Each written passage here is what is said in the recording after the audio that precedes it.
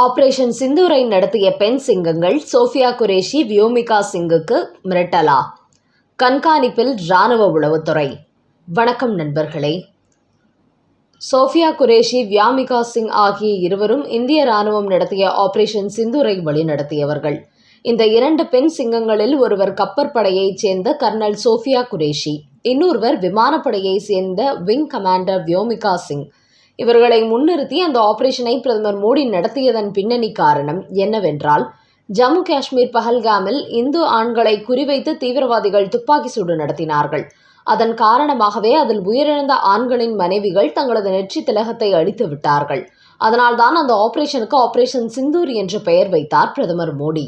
கணவனை இழந்த அந்த பெண்களை பாதிக்கப்பட்டு இருப்பதால் பெண்களை வைத்தே அந்த தீவிரவாதிகளுக்கு அவர்களுக்கு பதிலடி கொடுக்க வேண்டும் என்பதற்காகத்தான் 9 தீவிரவாத முகாம்களை ராவோடு ராவாக தாக்கிய போது அந்த 2 பெண் சிங்கங்களும் தான் தலைமை தாங்கினார்கள். இப்படி சென்டிமெண்டாக பிரதமர் மோடி பெண்களை வைத்து அந்த ஆபரேஷனை நடத்தினார். அந்த அளவுக்கு இந்த 2 பெண்களும் பயமே அறியாதவர்களாம். அவர்கள்தான் திட்டமிட்டபடி தீவிரவாத முகாம்களை அடித்து ஒழித்தார்கள். இதன் காரணமாகவே இவர்கள் 2 பேருக்கும் இந்தியா முழுக்க பாராட்டுகள் குவிந்து வருகிறது. அதே சமயம் இவர்களுக்கு அச்சுறுத்தலும் அதிகமாக இருக்கும். அவர்கள் செய்தது அப்படிப்பட்ட ஒரு அதிரடியான ஆபரேஷன். இதன் காரணமாகவே தற்போது இந்த 2 பெண் சிங்கங்களும் மிகப்பெரிய அளவில் பாதுகாப்பு கொடுக்கப்பட்டிருக்கிறதாம். இவர்கள் இருவருமே இராணுவ குடியிருப்பில் வசிப்பதால் அங்கு பாதுகாப்பு அதிகமாகவே இருக்கும். அதனால் இவர்களை 3வது நபர்கள் அத்தனை எளிதில் அணுக முடியாதாம்.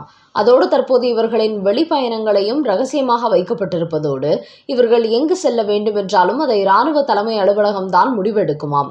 முக்கியமாக இவர்கள் உளவுத்துறையின் கண்காணிப்பிலேயே இருந்து வருகிறார்கள். அந்த அளவுக்கு இந்த ஆபரேஷன் நடத்திய பிறகு இவர்கள் 2 பேருக்கும் மிரட்டல்களும் அச்சுறுத்தல்களும் அதிகரித்துள்ளதாம். குறிப்பாக டிஜிட்டல் தளத்தை இவர்கள் பயன்படுத்துவதை நிறுத்தி வைத்துள்ளார்களாம். காரணம், இவர்கள் மீது சைபர் தாக்குதல் அதிகமாக இருப்பதற்கு வாய்ப்புள்ளதாம். அந்த அளவுக்கு இந்த ஆபரேஷன் சிந்தூரை நடத்திய 2 பெண் வீராங்கனைகளும் இப்போது இராணுவ உளவுத்துறையின் பாதுகாப்பில் இருந்து வருகிறார்கள். அடுத்த செய்தி. போலி செய்தி பரப்பும் இந்திய முஸ்லிம்கள் ஒருவரையும் விடக்கூடாது. மாநில அரசுகளுக்கு மோடி அவசர அறிக்கை. தற்போது இந்தியா பாகிஸ்தான் இடையே மோதல் வெடித்திருக்கும் இந்த நேரத்தில் போரில் என்னென்ன சம்பவங்கள் நடக்கிறது என்பதை மத்திய அரசு முறையாக வெளியிட்டு வருகிறது. ஆனால் பாகிஸ்தான் அரசு உண்மைக்கு புறம்பான செய்திகளை வெளியிட்டு கொண்டிருக்கிறது. குறிப்பாக அப்பாவி மக்கள் மீது, மசூதிகளின் மீது ஏவுகணைகளை வீசி அளிப்பதாக பொய் பிரச்சாரத்தில் ஈடுபட்டு வருகிறது.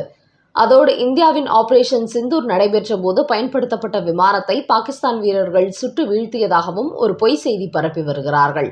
இப்படி உண்மைக்கு புறம்பான ஏகப்பட்ட செய்திகளை பாகிஸ்தான் வெளியிட அதை இந்தியாவில் உள்ள பாகிஸ்தான் ஆதரவு ஊடகங்கள் வைரலாக்கி வருகின்றன.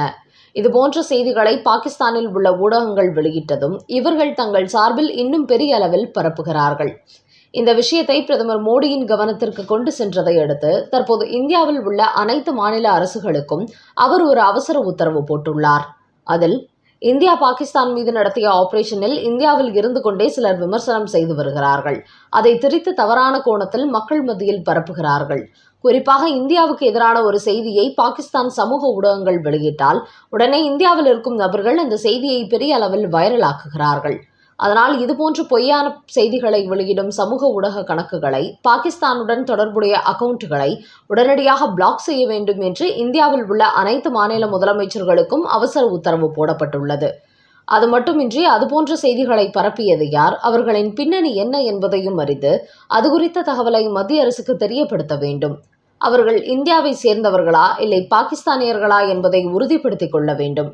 அப்படிப்பட்ட நபர்கள் மீது தொழில்நுட்ப சட்டப்பிரிவை பயன்படுத்தி அதிரடி நடவடிக்கை எடுக்க வேண்டும். குறிப்பாக இந்த போர் விவகாரத்தில் யாரும் அரசியல் செய்யக்கூடாது. இது நாட்டின் பாதுகாப்பு சம்பந்தப்பட்ட விஷயம்.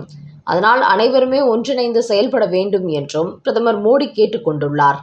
குறிப்பாக போர் விமானம் அந்த சுட்டு வீழ்த்தப்பட்டதாக பாகிஸ்தான் வெளியிட்ட போலி செய்திக்கு இந்தியாவில் உள்ளவர்கள் தங்களது கணக்குகளிலிருந்து ஷேர் செய்திருக்கிறார்கள்.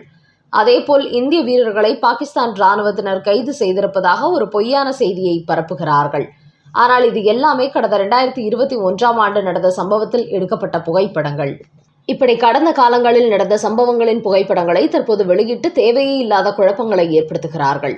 அதோடு தற்போது நடந்து வரும் தாக்குதலில் இராணுவ வீரர்கள் யாருமே நேரடியாக களமிறங்கவில்லை. தொழில்நுட்பங்களை பயன்படுத்தி மட்டுமே எல்லை தாண்டிய தாக்குதல்கள் தற்போது நடந்து வருகிறது. அது மட்டுமின்றி ஆபரேஷன் சிந்தூர் நடந்ததே 25 நிமிடம்தான். அப்போது 80 பேர் உயிரிழந்திருக்கலாம் என்று இந்திய ராணுவம் கணிக்கிறது. இந்தியாவில் இருந்துதான் அதை இலக்கை குறிவைத்து தாக்குதல் நடத்தப்பட்டிருக்கிறது. அப்படி இருக்கும்போது எப்படி இந்தியா போர் விமானத்தை பாகிஸ்தான் சுட்டு வீழ்த்தி இருக்க முடியும் என்கிற கேள்விகளும் எழுந்திருக்கிறது. இதன் காரணமாகவே ஆபரேஷன் சிந்தூருக்கு எதிராக பொய்யான செய்திகளை பரப்புவோர் மீது உடனடியாக நடவடிக்கை எடுக்க வேண்டும் என்று மத்திய அரசு கேட்டுக்கொண்டுள்ளது. அந்த அளவுக்கு தீவிரவாதிக்கு எதிரான இந்தியாவின் இந்த போரை அனைத்து இந்தியர்களும் ஆதரிக்க வேண்டும். ஆனால் இங்குள்ள ஒரு சாரர் இந்தியாவுக்கு எதிராகவே செயல்பட்டு கொண்டிருக்கிறார்கள். அவர்கள் பெரும்பாலும் இஸ்லாமியர்கள் என்று கூறப்படுகிறது. இஸ்லாமியர்களை பொறுத்தவரை எப்போதுமே பாகிஸ்தானின் ஆதரவாளர்கள்தான். அதன் காரணமாகவே பாகிஸ்தான் பரப்பும் பொய் செய்திகளை இவர்கள் இந்தியாவில் பரப்பிவிட்டு முஸ்லிம் மக்களை மகிழ்ச்சிப்படுத்தி வருகிறார்கள். அதோடு பாகிஸ்தானுக்கு ஆதரவாக தனிப்பட்ட முறையில் நாம் கருத்து தெரிவித்தால் அதிரடி நடவடிக்கை பாயும் என்பதற்காகவே அங்கிருப்பவர்கள் இவர்கள் தங்களது கணக்கு மூலம் மேலும் பரப்புகிறார்கள். அதாவது நேரடியாக பாகிஸ்தானுக்கு ஆதரவு தெரிவிக்காமல் மறைமுகமாக தெரிவிக்கிறார்கள். அந்த அளவுக்கு இந்தியாவில் இருக்கும் முஸ்லிம்கள் தேசத்துக்கு எதிராக இருக்கிறார்கள் என்பதையே அவர்களின் இந்த செயல்பாடு வெளிப்படுத்துகிறது. அதனால்தான் பிரதமர் மோடி இதுபோன்ற நபர்களை கண்டறிந்து உடனடியாக நடவடிக்கை எடுக்க வேண்டும் என்று அனைத்து மாநில முதலமைச்சர்களுக்கும் அவசர செய்தி அனுப்பியிருக்கிறார். மேலும் பாகிஸ்தான் இந்தியாவில் குண்டு போட்டால் இங்குள்ள இந்துக்கள் மட்டுமின்றி இஸ்லாமியர்களும் தான் பாதிக்கப்படுவார்கள் என்பதை அவர்கள் புரிந்து செயல்பட வேண்டும் என்பதே அனைவரது கருத்தாக உள்ளது. அடுத்த செய்தி. அமெரிக்கர்கள் உடனே வெளியேறுங்கள். டொனால்ட் ட்ரம்பின் எச்சரிக்கையால் அதிகரித்த போர் பதட்டம். இந்தியா பாகிஸ்தான் நாடுகள் ஏவுகணைகள் வெடிகுண்டு வீசி தாக்குதலில் ஈடுபட்டு வருவதால் இது மிகப்பெரிய போராகிவிடுமோ என்கிற அச்சம் எழத் தொடங்கியுள்ளது. இந்த நேரம் பார்த்து நேற்று அமெரிக்க அதிபர் ட்ரம்ப் ஒரு செய்தி வெளியிட்டுள்ளார். அதாவது இந்திய ராணுவம் பாகிஸ்தானின் கராச்சி பகுதிகளில் ஏவுகணை தாக்குதல் நடத்தியிருப்பதாக செய்திகள் வெளியானதை அடுத்து அமெரிக்கர்கள் அங்கிருந்து உடனடியாக வெளியேற வேண்டும் என்று ஒரு கோரிக்கை வைத்திருக்கிறார். குறிப்பாக 2 நாடுகளும் தாக்குதலில் ஈடுபட்டதோடு ட்ரோன்கள் வெடித்து சிதறுவது பாகிஸ்தானில் பெரிய அளவில் புகை மண்டலத்தை ஏற்படுத்தியுள்ளதாம்.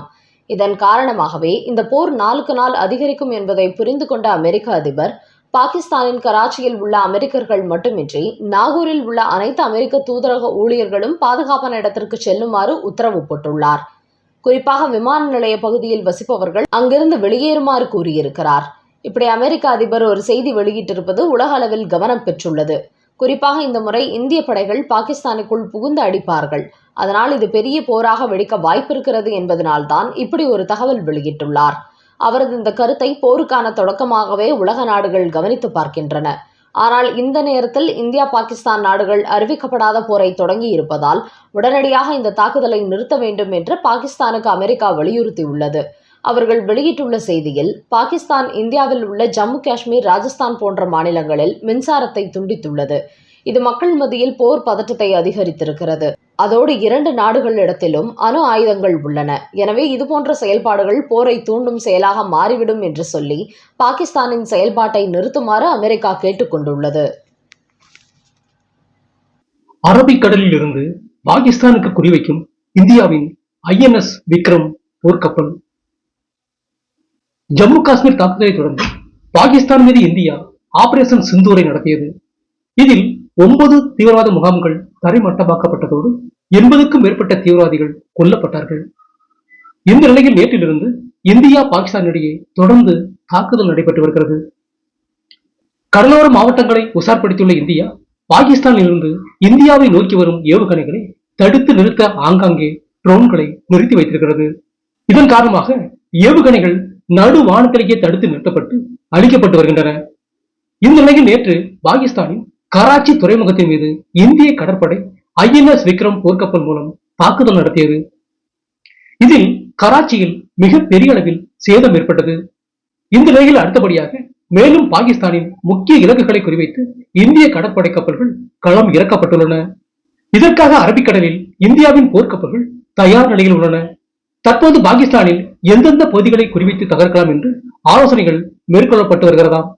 இதன் காரணமாக இந்த போர் இன்னும் 2 தினங்களில் பெரிய அளவில் உச்சம் பெறும் நிலை உருவாகி இருக்கிறது.